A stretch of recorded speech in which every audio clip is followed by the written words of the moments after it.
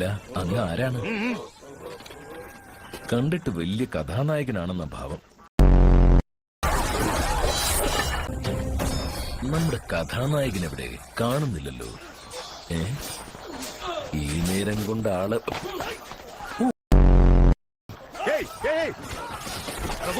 നീ അങ്ങോട്ട് പോ, രണ്ടുപേരും ഇങ്ങോട്ട് പോ.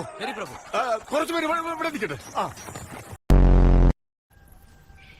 അങ്ങനെയെങ്കിൽ ഇവന്റെ ഭാരത്തിനും ഉയരത്തിനും കഠാര പിടിക്കുന്നത് പരിശീലിപ്പിച്ചാൽ കാവൽക്കാരന്റെ ജോലിയെങ്കിലും കിട്ടും. അത് ഞാൻ പഠിപ്പിച്ചു കൊടുക്കാം.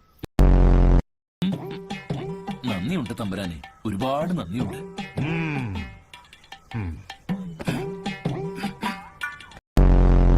ഇത് ഗഥ ഉയർത്താനാവില്ല. ഇത് കുന്തം എറിയാൻ പറ്റില്ല.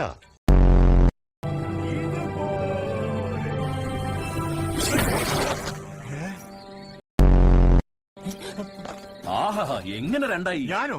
അതെ പ്രഭു, അങ്ങേക്കല്ലാതെ ഇത് ആർക്ക് പറ്റും? ഞാൻ തന്നെ. ഉടുമ്പിന്റെ പിടി, കാളയുടെ ഇടി, കഴുകന്റെ ലക്ഷ്യം, ആനയുടെ ബലം, പുലിയുടെ ശരീരം, കടുവയുടെ വേഗത, സിംഹത്തിന്റെ ഗാംഭീര്യം.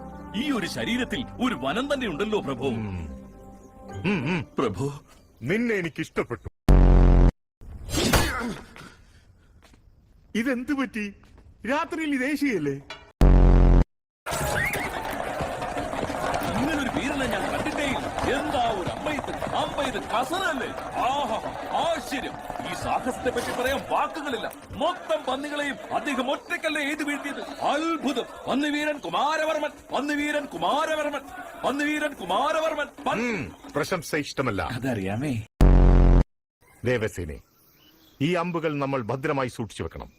അമ്പ ഇത് പരിശീലിക്കുന്നവർക്ക് ഇത് ആത്മവിശ്വാസം നൽകും. ദീർഘവീക്ഷണം.